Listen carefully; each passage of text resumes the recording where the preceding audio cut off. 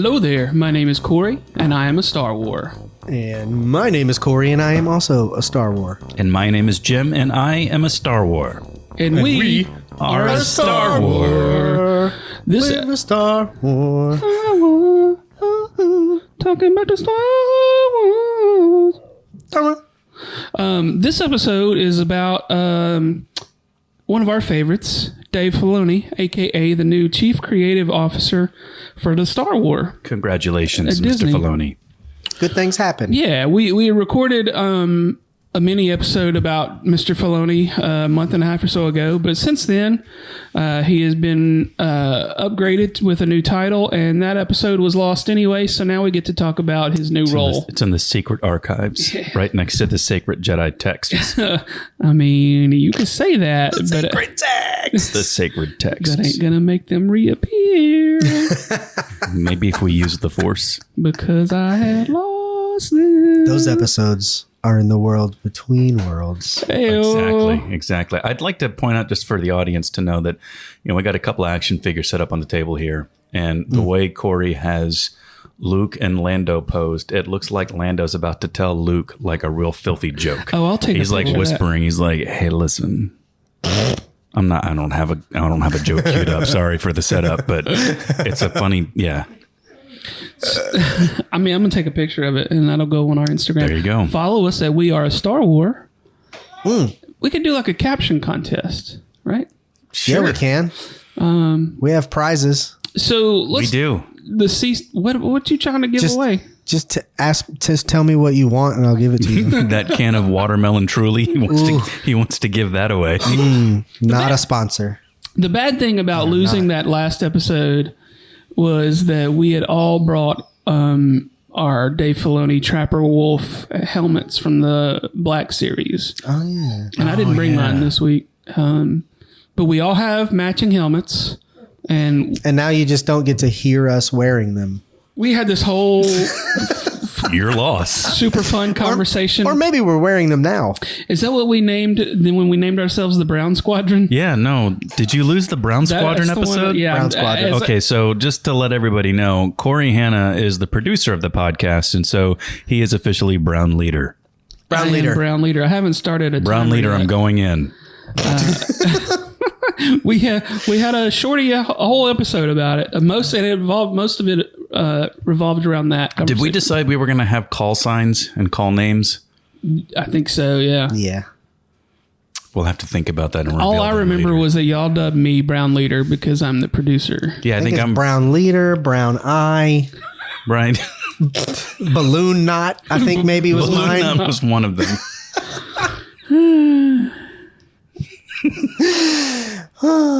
We're just gonna let that go, guys. Let's get back on It's on my track. tail. I Yeah. can't shake it. It's about doo-doo. In case you didn't know. Ooh, Lord. So he is Anyway, the new, Filoni, good job. Chief Creative Officer, which is basically like the Kevin Feige of Marvel. He is the Kevin Feige of the Star Wars, right?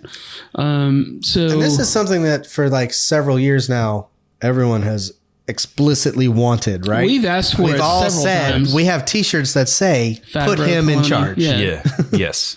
Hand him the keys. Yeah. Yeah. So he gets to be in charge. He said that he's gonna try not to stick his business in too many other people's shows, but he does want to be sort of the guy that's there for the cohesiveness and make sure that they all work together and that they're all telling somebody doesn't fuck up a storyline. Right. So, like, basically. let's say one of the showrunners develops this concept where a character goes to Mordor in search of the Lord of the Rings. Right. He's got to make sure to nip that in the bud. Don't do that. Thank you. Filoni. Yeah. That's what the email would say. So Don't do that. Stop it's it. funny because this is probably one of the things I know in the last episode we're like, yeah, why don't they just officially put him in charge? Yeah. We, like you said, we've been asking for it for a while, so it's finally happened. Were you just talking shit before, or did you said that you were going to... Oh, I can be devil's advocate if you want. Just for the sake of conversation. Just for talking. Just whatever. Shits and gigs. After watching the Ahsoka series, which was like because Filoni was behind Rebels big time. He was behind Clone Wars. Yep. Him and Lucas together invented Ahsoka, yada, yada. So, like, he's got his bona fides. Absolutely. He belongs. But after watching Ahsoka and what Rebels I did watch, because I didn't watch all of it, because I kept getting... It didn't always pull me in when they're, like, riding majestic beasts across landscapes. There's a lot of that. And I'm just like... in Rebels. I'm just like, so he just has to commune with these wolves, and then what? And it gets a little on like the mystical side for me. And so then Ahsoka, when we've got whales in space and like, which came from Rebels, and witches and magic and zombies and things that I'm like, to me, some of it is a step away from like the hardcore Star Wars. It's more fantasy than space Western. Right. Gotcha. So I feel like he has a vision and a direction, and he does good work, and so I'm happy about it. But I wonder if his vision and direction will take it places where 10 years from now we'll be like, man, this is all about wizards and witches. And if you get a text message from Corey, Hannah, it's because he's firing you. I did fire you 2 episodes ago. I was text fired. Message. He's not even going to do it. No, I'm not going to fire you over that. Podcast. He's sending you a text. I cried in the car. That's a pretty valid opinion, though. I'm not going to fire you for that. I did write down I was not sober last night, and I wrote down a really long thing about comparing what happened to the MCU. And I don't know if it's coherent or if I can understand what I was saying now. But basically, it was like the MCU started with like Tony Stark in a basement, like running into the wall because he's trying to figure out the kinks in his armor. And it ended with Tony wearing a full suit that could hide in a medallion, but it could also morph into a jet engine on the end of his fist if he just thought about it. So it like went from one thing where it's so grounded to where it's like, well, now we have witches and wizards and we're fighting in space magic and yada yada. Like it went that far to where now it's kind of lost because they're like, well, now that we have magic and time travel and multi dimensions, like nothing matters anymore. So it gets kind of weird. I think that's a problem with the MCU. Yeah. And so I'm a little nervous that we'll end up with a Mandoverse that has worlds between worlds, and it has, you can fly in a space whale if you run out of gas now. And I hear what you're saying, especially on the Tony Stark thing, but at least in the Marvel world, by the time Endgame was over, they had expanded this whole cosmic universe that would have introduced, other technologies. Yes. And because it all made sense. Like he ended up making that arm for Nebula that was in Guardians Volume 3. So, I mean, I can assume that with some more space technology, he could come up with a Hermione's purse to save his spacesuit in, maybe. I don't know. But I hear what you're saying about Filoni. Yeah. But, I mean... like I said in one of the early episodes of this show, it's like if somebody's only seen the movies and they're like, all right, you know what, I'm going to watch one of these shows everybody talks about, and then you see magic and witches and stuff, you're like, what is this? This is not Star Wars. So, and didn't they introduce the witches in Rebels? No, I meant to say Clone Wars. Clone Wars, probably. Yeah. This is interesting. I Googled Dave Filoni mystical, and the first thing that came up is an article from Screen Rant that says Dave Filoni has changed one of his most mystical additions to Jedi lore. And I thought about that this morning when Ezra is putting together his lightsaber. I'm like, they go into like caves and shit and find their kyber crystals and stuff. Yeah. And so this is one of the summary points in this article. It says, Ezra Bridger quickly and unremarkably builds a new lightsaber in the Ahsoka finale, lacking the spiritual and mystical process seen in the Clone Wars. Valid point, right? Yeah. Yeah. And then it says the haste in which Ezra constructs his lightsaber diminishes the significance of the moment despite it symbolizing the start of a new phase in his life. And then the lack of spiritual connection and emotional resonance in Ezra's lightsaber construction scene in Ahsoka contrasts with a meaningful and profound experience. Okay, they just basically repeated themselves. But yeah, that's the thing I thought about. I was like, he's just whipping this thing together out of parts in Hu Yang's closet in there, right? But it's not his Valid. first lightsaber. God damn, Jimmy, you're smart. Yeah, this one is just But they say for it's, utility. It's him starting a new chapter in his life. That's what they said. That's not. It's true. He could have just used it because he said, "I need it for this fight right now," and then thrown it away because he's like, "I don't roll." Who with died that and made anymore. them, Dave Filoni? Well, I mean, Yeah, but good point. Yeah, I mean, he needed one for a fight, so and I also think that this is post Order 66, and the Empire, post the Empire. The way they were doing things. It's not like Ezra grew up in the Jedi Academy, right? I mean, he was taught by someone who barely graduated. yeah, He's Who been barely living made with it out hermit alive. crabs for 10 years. Right. yeah. Ezra- You don't do shit on ceremony when you live with hermit crabs for 10 Right, years. because they're kind of like weird about their time. All they eat is clams. Yeah. And they Just only want to be basically outside for like clams. 7 minutes a day, but not consecutively.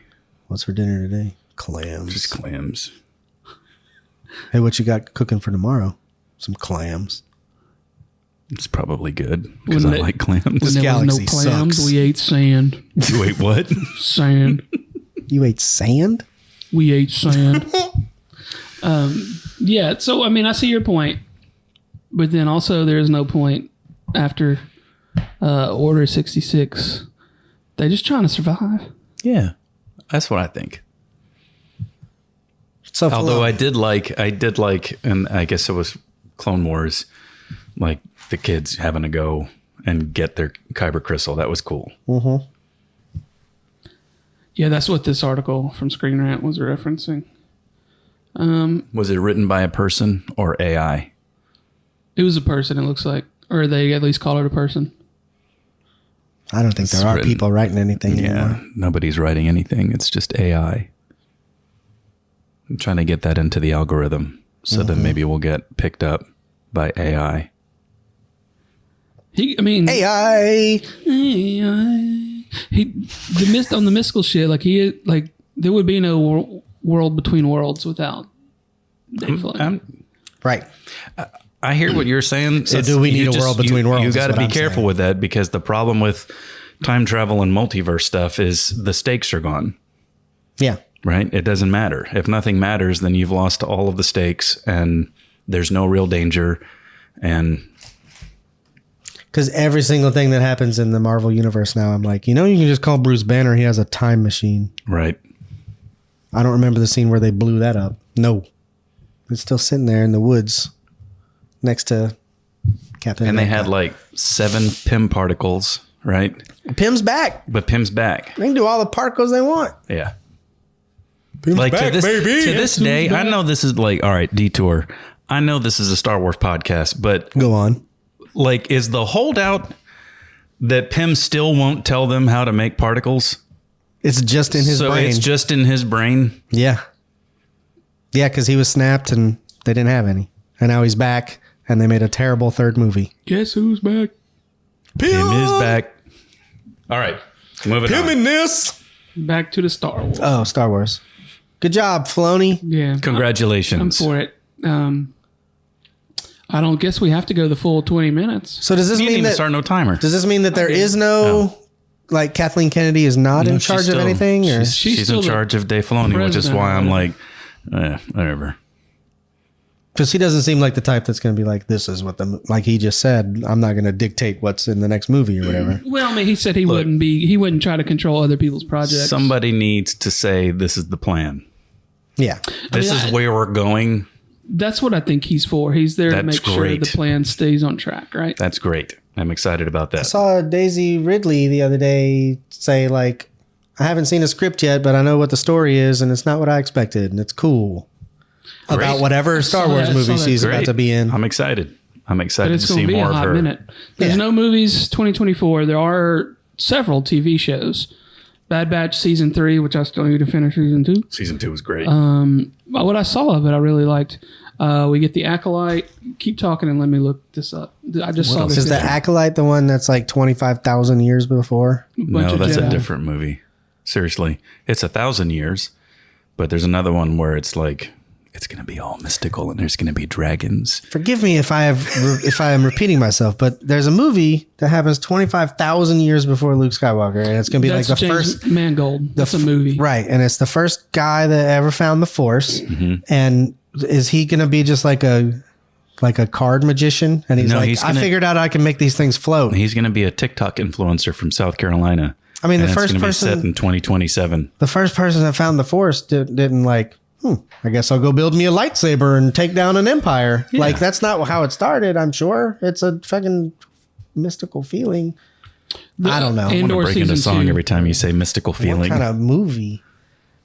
It's about the first guy. All he can do is move stuff around a table in his house.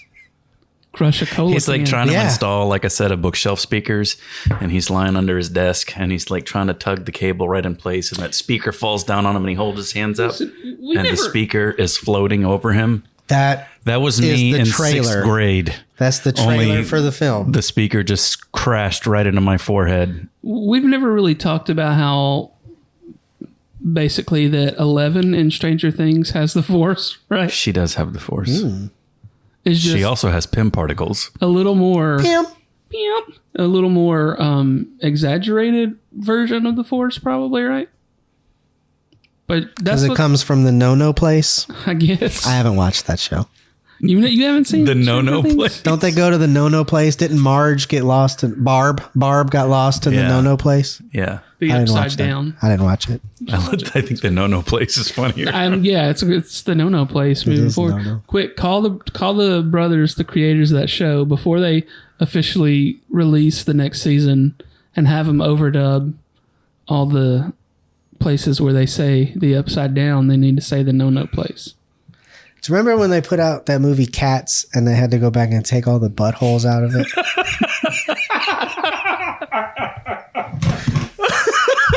Because they made the movie and they were like, well, obviously we're going to see all of their buttholes. And then someone stopped them and they were like, what the fuck are you doing? Go back and take all those buttholes out of this movie before you show this to anybody. How long? That takes a while. Yeah. Put them back. I'm sure there were a lot of cat beeholes in that movie. Taylor Swift's in that movie. Can you imagine, like, that's your job, right? Yeah. And you're like, I designed this butthole. You got to rotoscope all that shit out. You know when you play Tetris and you wake up in the middle of the night and you can see Tetris moving around? That dude's looking at buttholes. All day. Ooh, floating above his bed. 24/7. Like cherubs. Buttholes from heaven. I love watching his face when he's processing stuff like that. Right? And you're like, oh God, what's coming? Right, something's coming. We got Buttholes is coming. Buttholes is coming. Uh-oh. This isn't the sex episode, guys. Simmer down. Not yet. Simmer down. That's another episode. Ooh, that one was not lost because it is coming. Soon to a theater near you. Yeah, that too. Hey, weren't we going to talk about the special edition movies? Or are you saving that for the episode 1 podcast? Mantis. Oh, we should preview the episode 1. So we're going to start doing special episodes. One whole episode devoted to the movie. And we're going to have categories and questions and things. We're talking about every movie. And we're going to go through all 11 theatrical releases so far. And we're about to put the next one out after this episode someday. So stay tuned. Yeah, hopefully these will all come out within a week of each other, ish. Yeah.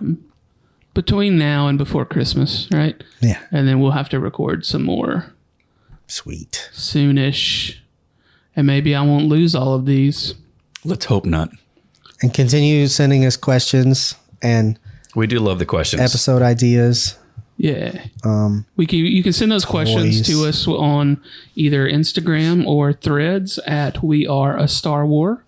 And you could leave us reviews on Apple Podcasts and Spotify. That would be helpful. And just share us with a friend. Yeah. That would be cool. And you can still get t-shirts at tpublic.com. Just search for the Alabama Take and then go to the store for the Alabama Take. I don't think you can search us. We've tried to make it that way so that we don't get our shirts taken down again. Yeah, somebody took our shirts down. Kathleen Kennedy. Kathleen Kennedy. I don't think Dave Filoni would do that. He's not a buster. He's cool. He's cool about it. He's cool about stuff. I mean, I don't think he really cares. He's getting paid. He got no skin in the game on sending out DMCA takedown notices. Yeah, probably not. But yeah, I think that's been an episode. It says we have a minute, or we're not going to still. It has been. I was just trying to call we it. started an episode. When did we start? Earlier it was an episode. And now it's almost over. Yeah. See, what had happened was we recorded an episode earlier. When? Earlier. We could do this all day. This doesn't have to be a short episode. This can be an hour long. Right. Or we can cut it right now. That's probably better. Are you trying to get fired again? I can't be refired. I was never unfired. How you going to get fired? On your day off. On your day off. Y'all building a clubhouse? Exactly. I'm trying to build a clubhouse. Did you know there's a deleted scene where like Ezel's running down the street with cardboard boxes? That's Which awesome. is hilarious as shit. So it's his fault. It's his fault. Yeah. He In the stole Friday boxes. universe. Why would you delete such a thing? It probably took all of 4 seconds. There may have been too much time between the setup and the payoff. It may have been like, why is he running with cardboard boxes? When are we starting a Friday podcast? Or we just talk about Friday? I think we just had it. And I think that was the beginning, middle, and end of our Friday podcast. Welcome to and thank you for. All right, that's it. And this has been a podcast about Friday. Friday. Smoke dog. Star Wars.